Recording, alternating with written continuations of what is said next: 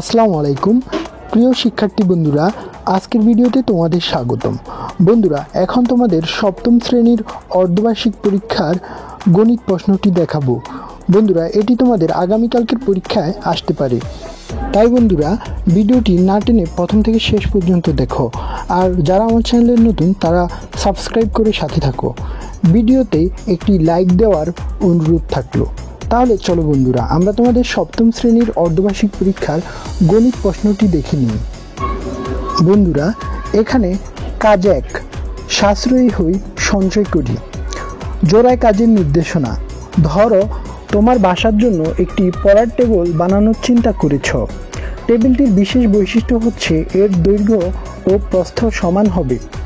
টেবিলটি বানানোর খরচ তুমি তোমার প্রতি মাসের হাত খরচের টাকা থেকে সঞ্চয় করার মাধ্যমে সংগ্রহ করার সিদ্ধান্ত নিয়েছ। সঞ্চয়ের ক্ষেত্রে শর্ত হলো, প্রথম মাসে যত টাকা সঞ্চয় করবে, দ্বিতীয় মাসে ঠিক তার ততগুণ টাকা সঞ্চয় করতে হবে এবং পরবর্তী প্রত্যেক মাসে আগের মাসের সঞ্চয়ের সাথে প্রথম মাসের সঞ্চয়ের টাকা গুণ করে যত টাকা হয় সেই পরিমাণ টাকা সঞ্চয় করতে হবে। এক্ষেত্রে বিষয়টি এমন যে, প্রথম মাসে যদি তুমি 3 টাকা সঞ্চয় করো, তাহলে পরের মাসে তার 3 গুণ টাকা অর্থাৎ 3 গুণন 3 বা 3 × 9 টাকা সঞ্চয় করতে হবে। বন্ধুরা, এরপর বলা হয়েছে তোমরা সহপাঠীর সাথে আলোচনা করে তোমরা দুজন প্রথম মাসে কত টাকা সঞ্চয় করবে তা ঠিক করে নাও। প্রথম মাসে একটি নির্দিষ্ট পরিমাণ টাকা সঞ্চয় করবে এবং ধারাবাহিকভাবে কয়েক মাস সঞ্চয়ের মাধ্যমে টাকা সংগ্রহ করে টেবিলটি তৈরি করবে। টেবিলের দৈর্ঘ্য কত ইঞ্চি হবে, উক্ত টেবিলটি বানানোর সম্ভাব্য খরচ হিসেবে তুমি হিসাব করে প্রথম মাসে কত টাকা সঞ্চয় করবে এবং টানা কত মাস সঞ্চয় করবে তা জোড়ায় আলোচনার মাধ্যমে বিস্তারিত পরিকল্পনা করো। কিভাবে পরিকল্পনা করে কাজটি করবে তা উত্তরপত্রে ধাপে ধাপে বর্ণনা করো। বন্ধুরা, এরপর প্রশ্নটিতে বলা হয়েছে, এবার প্রত্যেকে নিজের খাতায় নিচের প্রশ্নের উত্তর লিখে রাখো। 1. সঞ্চয়ের হিসাব ছক আকারে লিখো। 2. সংখ্যাগুলো কি ছকের মাধ্যমে সূচক আকারে প্রকাশ করা যাবে? ব্যাখ্যা দাও। তারপর 3 নম্বর প্রশ্নে বলা হয়েছে, পঞ্চম মাসে তোমার সঞ্চয়ের পরিমাণ কত টাকা হবে?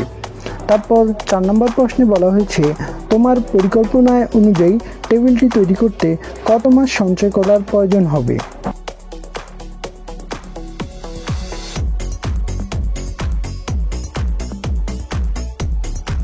বন্ধুরা, এরপর কাজ 2, পরিমাপের দক্ষতা বাড়াই। এখানে বলা হয়েছে দলগত কাজের নির্দেশনা।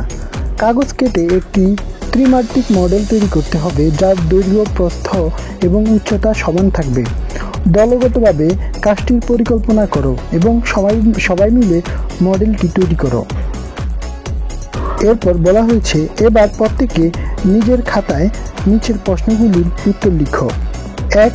তৈরিকৃত মডেলটি কী ধরনের জ্যামিতিক আকৃতি চিহ্নিত করো। 2. তৈরিকৃত মডেলটির আয়তন ও একটি তলের ক্ষেত্রফল নির্ণয় করো। 3. তৈরিকৃত মডেলটির সম্পূর্ণ তলের ক্ষেত্রফল নির্ণয় করা সম্ভব কিনা উত্তরের সপক্ষে যুক্তি দাও।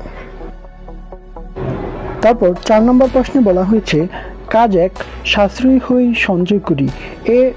উল্লিখিত টেবিলটির একটি পৃষ্ঠতলের ক্ষেত্রফল ও তৈরিকৃত মডেলটির একটি পৃষ্ঠতলের ক্ষেত্রফলের অনুপাত কত হবে? 5 নম্বর প্রশ্নে বলা হয়েছে, কাজ 1, সাশ্রয়ী হই সঞ্চয় করি উল্লিখিত টেবিলটির সমগ্র পৃষ্ঠতলের ক্ষেত্রফলের সাপেক্ষে তৈরিকৃত মডেলটির সমগ্র তলের ক্ষেত্রফলকে শতকরায় প্রকাশ করো। বন্ধুরা, তারপর কাজ 3 বলা হয়েছে, গাণিতিক সূত্র যাচাই করে দেখি। একক কাজ 1 এর নির্দেশনা। দলগত কাজের মাধ্যমে তৈরিকৃত মডেলটির একটি পৃষ্ঠের সমান কাগজ কেটে নাও। এবার নিচের সূত্রগুলো থেকে লটারির মাধ্যমে প্রাপ্ত যে কোনো একটি সূত্র বেছে নাও। অতঃপর উক্ত কাগজটির রং বের করে একটি মডেল তৈরির মাধ্যমে সূত্রটি প্রকাশ করো।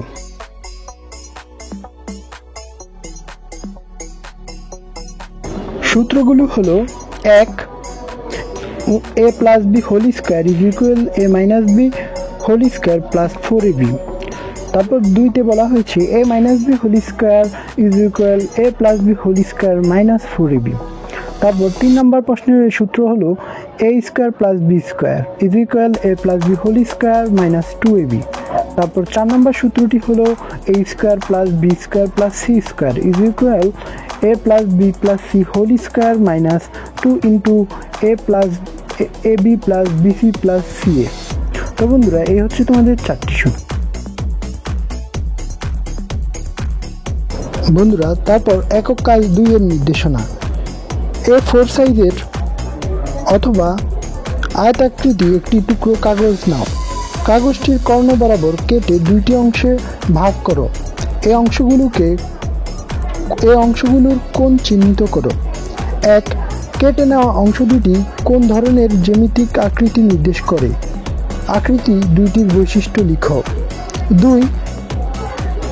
চাঁদার সাহায্যে যে কোনো একটি আকৃতির কোণগুলো পরিমাপ করে ক্ষেত্রফল নির্ণয় করো। 3. 2 রঙে উল্লেখিত আকৃতিটির বাসগুলো যে কোনো এককে পরিমাপ করো এবং বাসগুলোর মানকে হর ও লবের হিসেবে ব্যবহার করে যতগুলো সম্ভব প্রকৃত ভগ্নাংশ তৈরি করো। 4. 3 রঙে প্রাপ্ত প্রত্যেকটি প্রকৃত ভগ্নাংশের 3টি করে গুণিতক নির্ণয় করো। 5 নম্বরে বলা হয়েছে 3 রঙে প্রাপ্ত প্রকৃত ভগ্নাংশগুলোর সমহর বিশিষ্ট ভগ্নাংশে রূপান্তরের মাধ্যমে লসাগু নির্ণয় করো।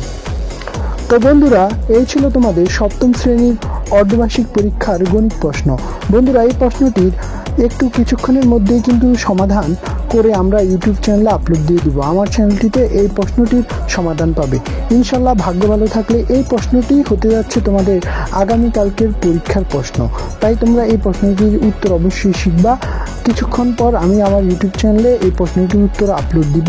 তোমরা যারা এখনও চ্যানেলটি সাবস্ক্রাইব করনি তারা চ্যানেলটি সাবস্ক্রাইব করে দাও, এই ভিডিওতে একটা লাইক দিয়ে দাও যাতে আমি ওই ভিডিওটি আপলোড করার সাথে সাথে তোমাদের কাছে নোটিফিকেশন চলে যায়।